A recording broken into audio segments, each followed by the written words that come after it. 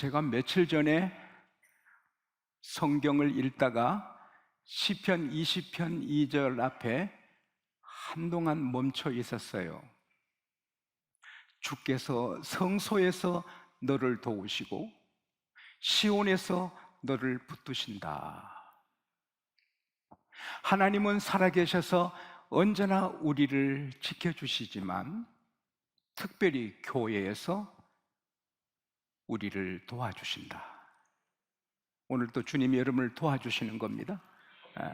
여러분을 붙들어 주시는 것입니다.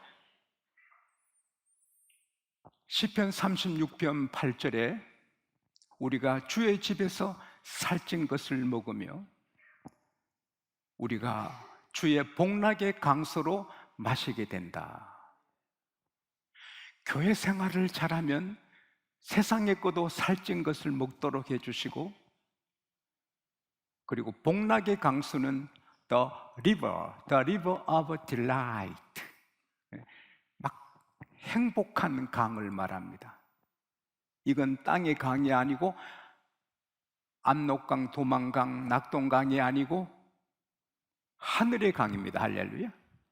하늘의 강이 교회에 설려서 우리로 마시게 한다. 시편 16편 11절에 주께서 생명의 길을 내게 보이시리니 주의 앞에는 기쁨이 충만하고 주의 우편에는 영원한 즐거움이 있나이다. 교회는 생명의 길이 보이고 교회는 오시는 분에게 기쁨으로 채워주시고 영원한 즐거움을 누리게 하는 것입니다. 혹 죄를 지어도 교회는 용서해 주거든요. 히브리서 4장 16절에 그러므로 우리가 긍휼함을 입고 죄를 지어도 긍휼함을 입어 용서받는 거예요. 긍휼함을 입고 때를 따라 돕는 은혜를 얻게 하여 은혜의 보좌 앞에 담대히 나오라. 우리가 여기 나오면 은혜 받고 용서받고 힘을 얻게 됩니다. 그래서 마귀는 교회 못 오게 막고 성령은 교회 오게 하는 것입니다. 오면 우리는 살고 힘을 얻게 되는 것입니다. 그래서 이사야 55장 1절에서 3절에 오라, 우리 번역 성경에 오라 했는데 좀 어색합니다. 그냥 come, 오라 합니다. 오라. 너희 목마른 자들아 다 내게로 와라. 돈 없는 자도 와서 사 먹되 돈 없이 값 없이 포도주와 젖을 사라. 너희가 어찌 양식 아닌 것을 인하여 은을 달아주며 배부르게 못할 것을 위하여 수고하느냐. 너는 내게 나와 듣고 들으라. 그러면 내가 살찐 것을 먹을 것이요 너희 마음이 기름짐으로 즐거움을 얻으리라. 너가 내게 나와 들으면 너희 영혼이 살리라. 할렐루야. 우리 육신적으로 만족한 생활, 영혼으로 만족한 생활, 영원히 사는 생활의 복이 교회에 있는 것입니다. 교회는 주님의 몸입니다. 교회를 떠나서 영생은 없는 것입니다. 오늘도 하나님은 이 교회를 통하여 여러분에게 도움을 주시고 붙잡아 주시고 하늘의 은혜를 퍼부어 주시는 것입니다. 우리나라의 가장 웅장한 산은 백두산입니다. 동해물과 백두산이 마르고 닳도록 백두산이 웅장하고 천지못이 신비롭습니다. 그런데 백두산의 물이 동쪽으로 흐르면 두만강이 되어 동해로 들어갑니다. 서쪽으로 흐르면 압록강이 되어서 서해로 흘러 들어갑니다. 우리 인생도 날마다 두 길이 있습니다. 우리가 택하면 그 길로 가게 되고 그 종점에 이르게 되는 것입니다. 주일날 교회 오면 삽니다. 그러나 마귀는 오지 못하게 하는데 선택은 우리가 하는 것입니다. 교회를 택하면 영생의 길이고 교회를 버리면 멸망의 길인 것입니다. 신명기 30장 15절에 보라, 보라, 하나님이 말씀하십니다.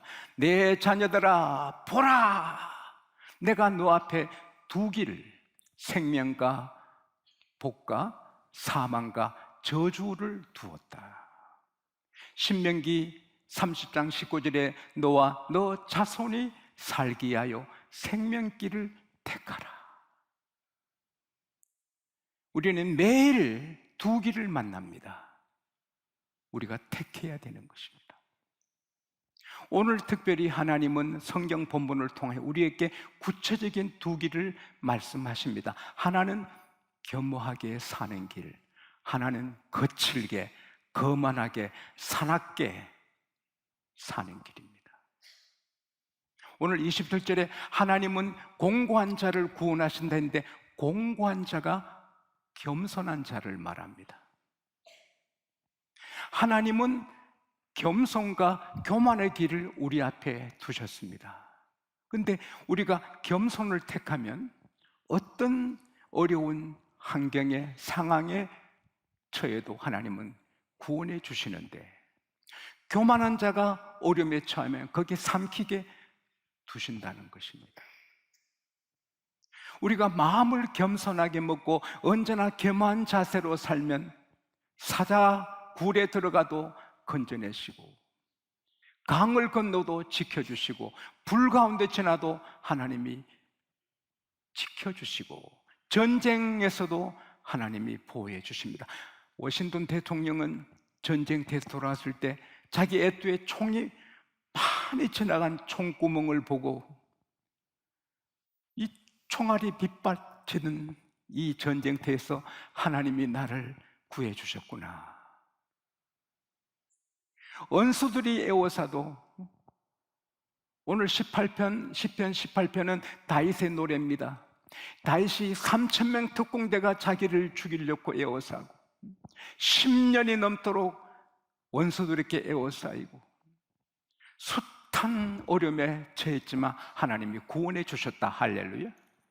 한 번은 이스비 부온업이라는 무서운 장소가 다윗을 겨누어 죽이는 시간에 죽었습니다. 벌써 죽습니다. 근데 하나님은 아비새를 통해 쳐 죽이고 이스비 분업을 쳐 죽이고 다윗을 구원해 주십니다. 하나님이 나를 어려운 환난에서 다 건져 주신다. 사랑하는 여러분, 우리가 인생을 사노라면 캄캄한 일, 어려운 일을 만날 수 있습니다. 그러나 겸손하면 걱정 없습니다. 하나님이 구원해 주시고 더 넓은 길로 인도해 주시는 것입니다. 그러나 교만하면 거기에 걸려 넘어져 없어지는 것입니다. 여러분, 우리가 예수 믿어도 꿈틀꿈틀 내가 누군데, 내가 뭐 굉장한 사람인데 너보다 내가 낫지, 부부간에도 너보다 내가 낫지, 그러다가 부부싸움 하는 겁니다. 그건 마귀의 감동입니다. 겸허하면 마귀가 가까이 못 옵니다. 성 안토니오가 말했습니다. 마귀가 가장 무서워하는 사람은 겸손한 사람이다. 하나님이 가장 미워하는 사람은 교만한 사람이다. 하나님이 교만한 사람 내버리십니다. 대적하십니다. 마귀가 딱 차고 마귀가 쓰는 것입니다. 그러나 겸손하면 하나님 은혜를 부어주시고 붙잡아 주시고 도와주시기에 사탄이 가까이 할 수도 없습니다. 할렐루야. 그리고 우리가 겸손하면 내 상황이 아무리 캄캄해도 하나님이 순식간에 빛을 비춰주십니다. 오늘 28절에 나의 등불을 켜시며 내 흑암을 빛으로 바꾸어 주십니다. 우리가 겸손하면 사방이 나를 캄캄하게 에워싸도 절망 속에서도 염려 없습니다. 하나님이 곧 빛으로 바꾸어 주시고 우리 등불을 환하게 빛나게 주시는 것입니다. 그리고 29절에 보면 내가 주를 의지하고 적군을 향하여 달리며 내가 하나님을 의지하고 담을 뛰어넘나이다.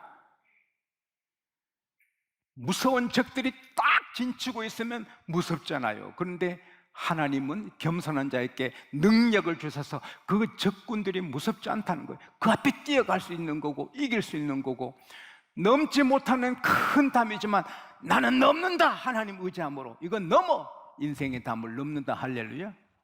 슈퍼맨, 밴맨, 아이언맨, 이런 초인적인 그런 영화 있죠? 재미있어 보는데, 그러나 우리는 그 이상의 초인이 되는 것입니다. 이 능력은 모든 걸 포함하고 있어요. 사업하는 사람에게 능력이 있다는 것은 사업에 성공할 수 있다는 겁니다. 직장 생활에 능력이 있다는 것, 직장에 승리할 수 있다는 겁니다. 병든 사람에게 능력을 주시면 병을 이기는 것입니다. 불행한 사람에게 능력 주시면 행복을 찾을 수 있는 것입니다. 힘이 있으면 이기게 되는 것입니다. 힘이 펄펄 넘치면 그 얼마나 행복입니까?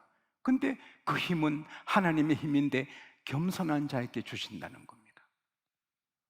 역대하 16장 9절을 저는 항상 의지하고 묵상합니다. 여호와께서 온 땅을 두루 감찰하시사 자기에게 전심으로 향하는 자에게 능력을 베푸시나니, 주님 나는 못해요, 주님 도와주셔야 돼요, 저 혼자는 안 돼요, 주님 도와주세요, 이렇게 의지할 때 하나님이 능력을 베풀어 이기게 해 주시는 것입니다. 하나님의 힘을 꺾을 자가 없습니다. 내가 겸손하면 나를 꺾을 자가 없습니다. 이 하나님 힘이 내 힘이 되기 때문입니다. 그리고 겸손하면 하나님이 높여주시는 것입니다. 시편 18편 43절에 주께서 나를 백성의 다툼에서 건져주시고 나를 으뜸이 되게 하사 나를 모르는 백성들이 내게 복종케 하나이다. 다툼이 많지만 하나님이 그 다투는 중에 겸손한 자를 으뜸이 되게 하시고 모두가 복종하게 하신다. 시편 21편 3절에 하나님께서 내게 복으로 영접해 주시고 아름다운 순금 면류관을 씌워 주신다. 우리가 교만하면 있던 면류관도 빼앗아 버리지만 겸손하면 정금 면류관을 하나님이 세워 주시는 것입니다. 저는 시편 72편 1절 읽다가 몇 년 전에 택시 안에서 읽다가 막 지진이 일어났습니다. 시편 72편은 솔로몬이 쓴 시인데, 하나님이여 왕에게 하나님의 통찰력을 주시옵소서. 솔로몬이 하나님의 통찰력, 판단력을 내게 주십시오.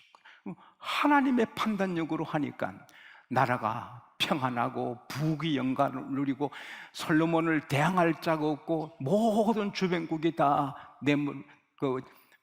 섬기고 예물을 갖고 옵니다. 그러나 솔로몬이 여자들에게 빠져서, 여자 쾌락에 빠져서 하나님을 떠날 때 그는 어려움을 만나고 초라하게 되고 나중에 영광이 다 떠나가 버리는 것입니다. 같은 솔로몬인데 겸손할 때는 하나님의 판단력에 주어져서 영광스럽게 되는데, 같은 솔로몬이 교만할 때 그는 초라한 인간이 되고 마는 것입니다. 다윗은 왕이 돼도 계속 겸손하니 하나님이 계속 높여 주시는 것입니다. 민수기 12장 3절에 이 사람 모세는 그 온유함이 온 지면에서 성하더라. 그것은 온 지구 모든 백성들을 말합니다. 하나님 보시기에 모세가 온 지구 많은 사람들 중에 최고로 겸손하더라. 하나님이 최고로 높였습니다. 바울은 나는 죄인 중에 개소라고 디모데전서 1장 15절에 말했는데, 나는 죄인 중에 개소라고 겸손하니 바울을 신약의 최고의 인물이 되게 하시는 것입니다. 목사님들이 교회 좀 크고 뭐 한다고 우쭐하다가 납작하게 되는 것입니다. 내가 큰 지도자지, 영계에 내가 큰 지도자가 돼야지 하나님이 내던져 버리는 것입니다. 아무리 하나님이 높여주셔도 나는 천하의 주의 종들 가운데 가장 부족한 사람이라고 엎드리면 계속 빛나게 해 주시는 것입니다. 우리가 예수님을 믿고 하나님을 섬기는 주님의 제자들이지만 우리에게 늘 교만이 싹 트오릅니다. 예수께서 말씀하시기를 상석에 앉지 말라. 말석에 앉아 있으면 사람들이 너를 아이고 귀하신 분이 여기 계십니까? 상석으로 옮길 때 그게 영광이지. 분수를 넘어 자기를 가대평가해서 상석에 앉았다가 더 높은 분이 오니까 미안하지요. 미안하지만 내려가십시오. 저 높은 분이 왔습니다. 그때 얼마나 초라하냐. 예수님의 제자들이 3년간 훈련받고도 교만해졌어요. 그래서 예수께서 누가복음 9장 44절에 내 말을 너 귀에 담아두라. 내가 몇 날이 못되어 이방인에게 넘겨지리라. 내가 십자가에 달려 죽는다는 말씀을 하셨어요. 물론 3일 만에 사시지만 그 무거운 말씀을 듣고 제 아들은 기등으로 흘리고 우리 중에 누가 크냐? 예수님이 왕자 앉으려면 누가 자정성 우정성이 되고 누가 국무총리가 되나 막 다투는 겁니다. 주님께서 아파하시는 겁니다. 그래서 어린 아기 하나 데리고 세우시고 얘들아 내 이름으로 이 어린 아이 하나 영접하는 것이 나를 영접하는 것이다. 나를 영접하는 것은 하나님을 영접하는 것이다. 너희 중에 지극히 적은 자가 큰 자가 된다. 마태복음 23장 12절에도 스스로 높고자 하면 낮아지고 낮고자 하면 높아진다. 야고보서 5장 10절에 주 앞에서 낮추라 그러면 그가 높이시리라. 할렐루야.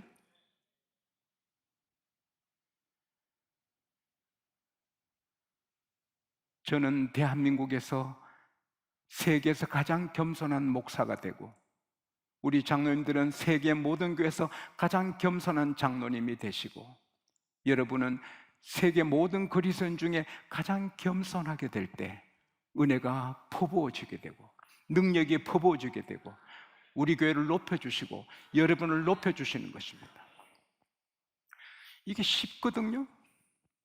겸손하게 사는 게 너무 쉽잖아요. 한 박자 늦으면 되거든요.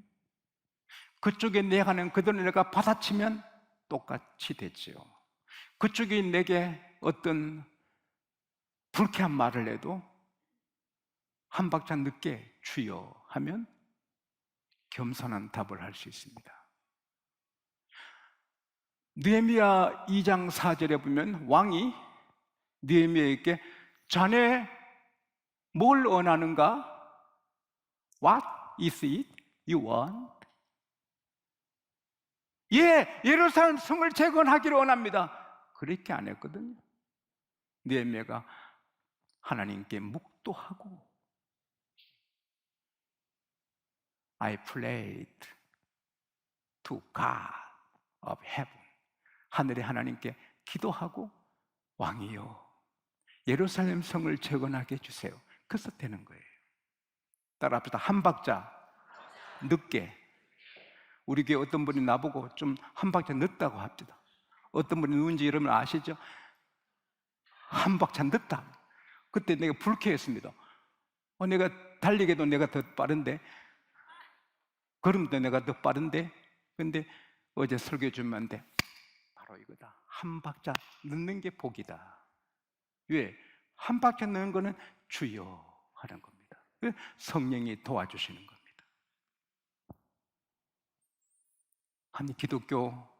한 크리스찬 여성이 멋진 남자를 만나 사랑에 빠져 결혼했습니다. 그리고는 홈 스위트 홈 멋진 가정을 가꾸어 하나님께 영광 돌리고 행복을 누리려고 꿈을 꾸고 결혼 생활 들어갔는데 4년 살고 실망하는 겁니다. 남편의 인품, 남편의 삶, 삶의 태도, 상처만 받는 겁니다. 꿈이 산산이 부서진 겁니다. 그래서 그 하나님의 딸이 단식하는 것입니다. 하나님, 어쩌다가 저런 남자를 만나 상처투성이가 되었습니다. 한평생 어떻게 저 남자하고 삽니까 하나님? 나 어떻게 하면 좋습니까? 탄식해서 기도하는데 하나님께서 말씀하십니다. 어찌 너는 너 남편만 보느냐? 너 남편을 너에게 붙여주고 너 남편 옆에 서 있는 나는 얘 보지 않느냐? 한 줄기 빛이 그를 지나갔습니다. 아, 내 남편 옆에 주님이 서 계시는구나. 이게 우연 아니고 하나님이 내게 붙여주신 남편이구나. 그래서 주님이 계시니 남편에게 정중히 대하고 말을 기이하고 대접을 잘하고, 주님이 보시니 남편을 정말 잘 섬기니 어느 사이 남편이 자존감이 생기고 아주 젠틀맨이 되고 부인에게 잘하고, 그래서 멋진 가정을 이루게 된 것이죠.